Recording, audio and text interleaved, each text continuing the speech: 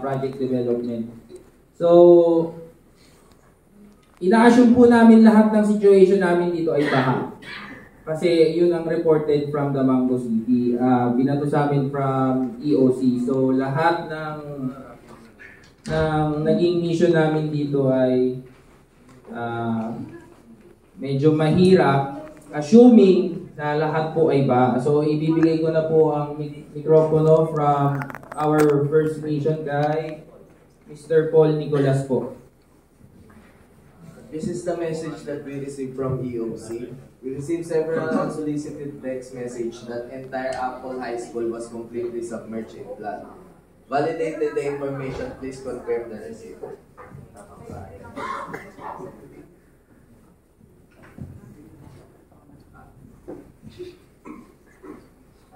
This is the information that we gather in that situation, Apple School building. We observed that the damage is, we gathered the data that the damage is trapped students and teachers, approximately 300 individuals. Then reported one missing teacher, then power disruption, that's no means of communication. Tapos ang needs po ng kailangan namin, sinend namin sa EOC ay WASAR team to rescue boat, BFP, SRF, medical team with medical supply, electric provider, genset, radio communication, food, water, and clothing. Tapos ang recommendation po namin ay deploy WASAR team and BFP, SRF, immediate rescue. Excuse me, can you return the slides? So, how many was our team? Will you recommend to rescue that 300 teachers and students? Approximately po, sir, 5 groups of WASAR team po. 5 groups of WASAR team. Yes po. Kasi masyado po malawak yung kanilang school. Tapos di po alam yung location ng mga student. Kaya po kailangan. And next, for the evacuation center.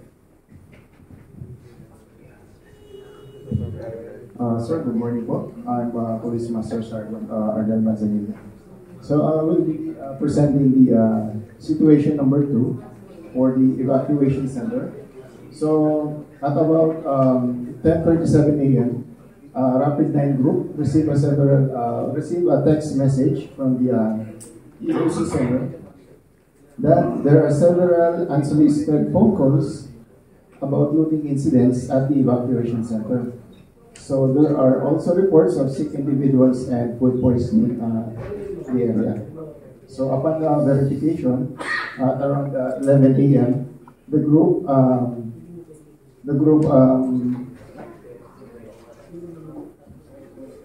dumating po ang grupo namin doon sa area, sa evacuation center. And then,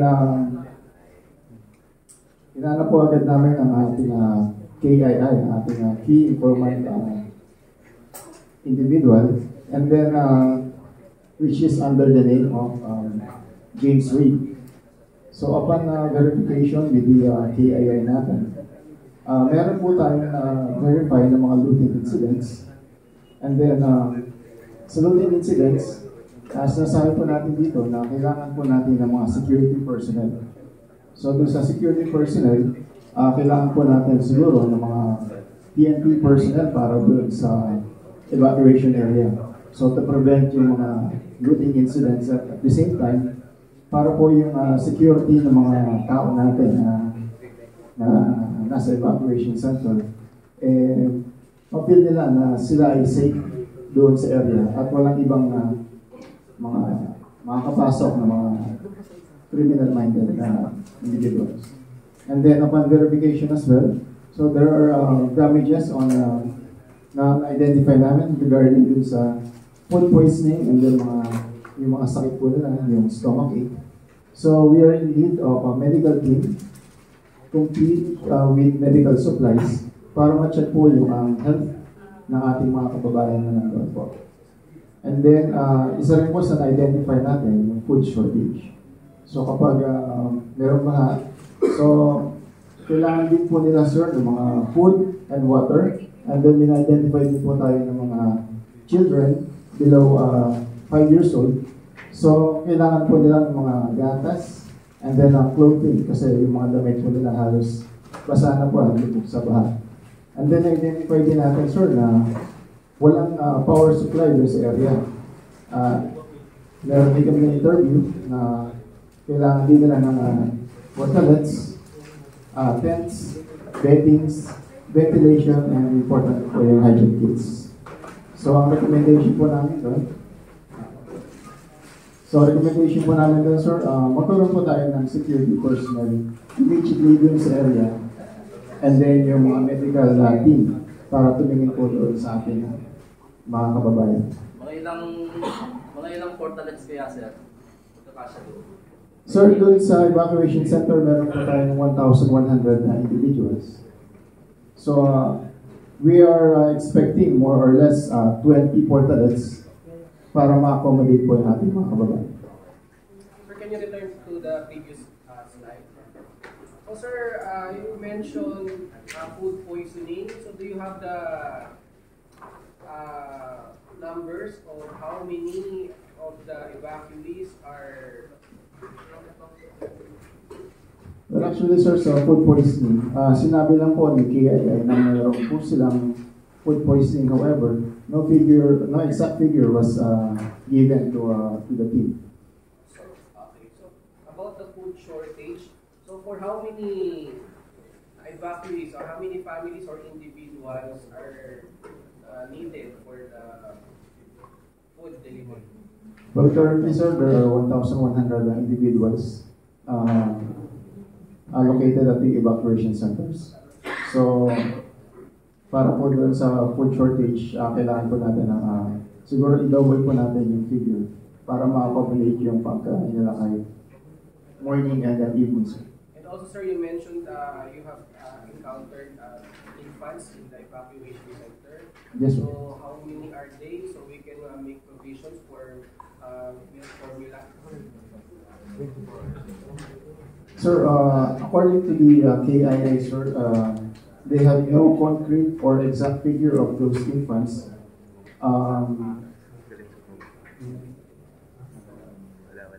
Wala po na, in general lang po yung binanggit ni KIA, sir. Who is your KII? Sir, si James Reed. James. Thank you, sir. Next. These are the action photos taken during the next will be So, good morning po ulit, Council. Good morning po. So, sa aming third mission po, around 11:30,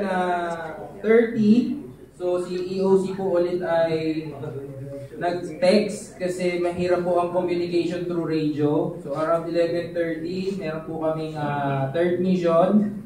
So, we receive another media report that the chemical plant in the residential area was heavily damaged, causing leakage to the water supplies, the tap water source in the city.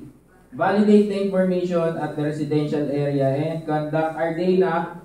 Please confirm receipt of this message. So, nag-confirm po ako doon as the team leader. Pumunta ho kami. Then, nakarating ho kami around kasi flooded nga po, so naglalakad lang po kami. Around 11:40. So yun po. Ang nakita ho namin sa area is yung unang-una syempre yung damages niya. So nandun po ang reported nga na chemical leakage, black areas along Banana Road, debris, yung 10,000 affected individuals, 3,000 families. Death toll, ang reported ho sa amin ng una ay 10. Then na-confirm ho namin sa area sa pagtatanong through PO1 Coco Martin, and hindi niya ho kami masagot directly in numbers kasi kaka-deploy niya lang ho daw doon sa area. So, newly assigned personnel, PNP personnel, So medyo nakakapapa ho siya dun sa area. Then, ayun, from 10 naging 30 due to drowning and chemical poisoning. Then, no power source, flooded residents, and water contamination. So sa needs po namin, ang naisip po kaagad namin yung hazmat team. So sa DR po kasi wala pa po kaming hazmat team. So Bureau of Fire lang po ang meron. Then WASAR, doon po sa mga trapped individuals and families kasi nga po expectedly flooded yung area. Clearing equipment care of DPWH and Engineering Office, equipment and boats, water and food initially kasi from the rescue, pagre-rescue pa lang doon, kahit paano ma-accommodate po natin sila ng initial water and food, medical team, ganun din po kung baka may na-injured, kailangan po kaagad may health, ma-accommodate po kaagad natin yung health ng mga victims, power supply. Siyempre, kahit paano po kailangan natin ng ilaw kung sakaling magre-rescue ng gabi. Kahit paano may ilaw. Then evacuation area, initially rin from the rescue, i-cater lang po sila sandali.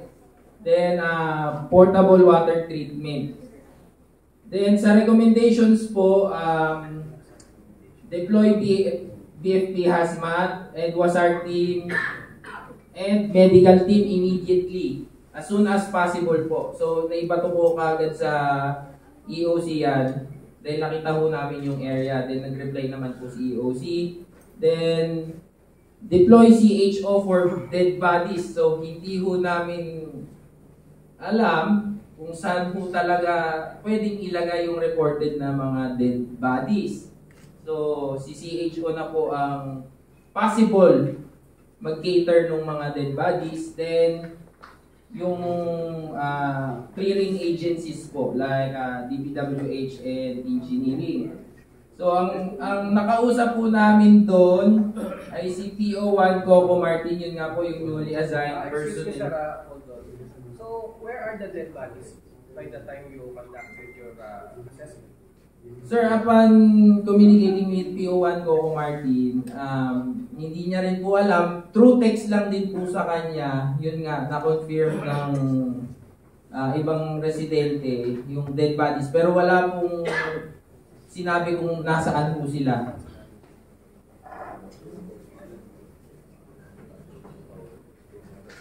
I think instead of the City Health, what is CHO, City Health Office? Yes, sir. I think the best recommendation for that particular situation is the management of the dead bodies. Sir, wala pa po kami idea doon. Pwedeng agency po ang mag-cater ng dead bodies.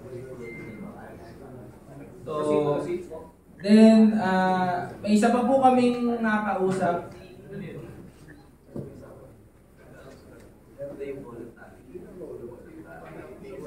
Si Mr. Juan de la Cruz po, initially po ay, ang pakilala po sa amin ay volunteer po.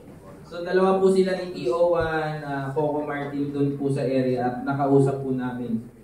So yun lang po ang nag-gather naming information from our mission number 3. Sir, so that the affected individuals, 10,000 and 3,000 families, right?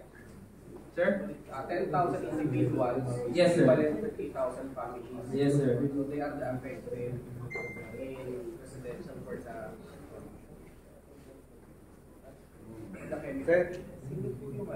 Flooded and chemical leak, sir. Flooded and chemical. So where are they staying? That 3,000 families. Sir, possible po doon sa, ibabato po namin doon sa second mission po namin. Yes, sir. Yung sa evacuation center. But you presented a while ago that the evacuation area is already crowded. Possible, sir. Magtayo ulit ng panibagong... You know that in your recommendation. Okay, sir.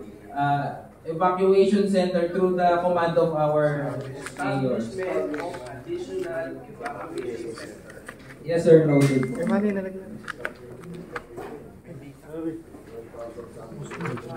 Dito sir, di kayo nakakonect dito sir. Power supply. Yan ang heads only yung pass. How many Ay, heads up. generators? How many generator sets Puro- do you require to in that Kung magbe-base po sa ating mga responders lang po, depende rin po dun sa team na ibabato ng sa WASAR and PNP. So kung 10 team po yan out of 10,000 individuals, Heads only, di ba? possible o kahit mga tatlo lang na genset, sir. 3 to 4.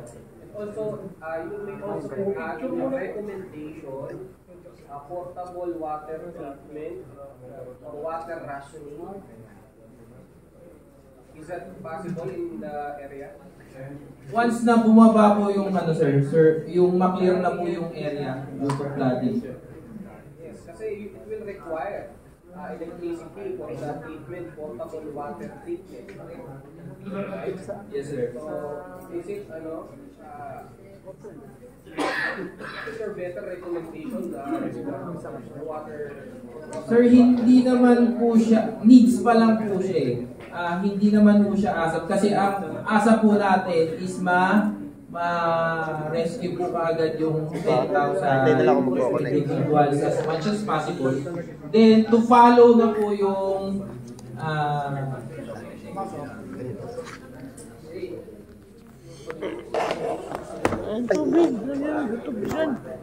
yung declining po.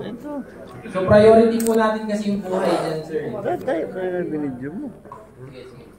Hindi nga, dito ko nga nilagay So, may humarang na ito po strap yung pa. aming Hindi ko pa dinaan. picture sa area. Sa incident po na residential with chemical leakage and flood. So, punta na po tayo sa situation number 4. So, sa situation number 4 po, kami na-dispatch with the mission order from EOC na ang message po nila sa amin is, we received phone calls that the hotel for the tourists of Mango City has been hit by flash flood.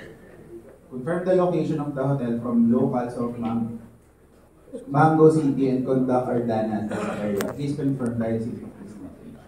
Tapos po, ang binigay lang po sa amin ng location ng hotel is longitude at latitude. So, nag-base po kami dun sa mapa niya para ma-locate yung hotel, and sadly sa situation po ko is nagkaroon din po na lapis yung team namin. Kasi po yung KII na nakuha namin sa hotel is hindi local language, foreigner po siya. So, yung assessment po na nakuha namin is... Wapo ko yung foreigner? Oo, sir. French, sir. French. Mercy book. Tagasin mo daw sir, tagasin mo. Bali, sir, yung assessment po namin is bukod po dun sa very limited na nakuha namin sa French national based from natin sa language barrier, more on observation lang din po to ng team namin. So yung damages po na na-record namin is yung flash flood na as reported po. Tapos may 2 tao kaming nakita is yung first po is yung foreign national na si Ed Sheeran po, sinasabi niya meron daw siyang kasamang anak tsaka yung asawa niya na nag-trap sa hotel and the missing passport. Together with yung ating PWD po na hindi PP po siya, so PPTing so sign language lang yung kaya na ayun din po, nahirapan din po yung team namin para kapag-communicate sa kanya. Tapos, based po sa ginawa naming assessment, ang needs po ng area is yung WASAR team with boats, yung labs namin na kami po nakapag-coordinate kay EOC para sa sign language translator at French. Tapos yung essentials po, food and water, clothing, medical team with medical supplies. Ang recommendation po ng team namin is to deploy the WASAR team and medical team immediately. Tapos po yung translator. Yung ano po kasi is, yung hotel po is flooded talaga, affected by flash flood. Tapos hindi po namin na-confirm kung ilan po talaga yung na-trap. So, yung pinaka-recommendation po namin is yung WASAR po agad ang padala. Gawang hindi namin na-confirm yung na-trap or kung may namatay pa or what. What is the name of the foreign national? Sir, yung French po is si Ed Sheeran. And his wife? Yung, hindi po namin na ano yung pangalan yung asawa at anak ni Ed Sheeran.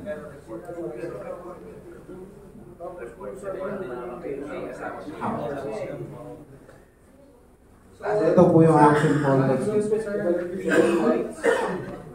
You reported that the passport, what's that? Missing passport. So, what is your recommendation to address that problem?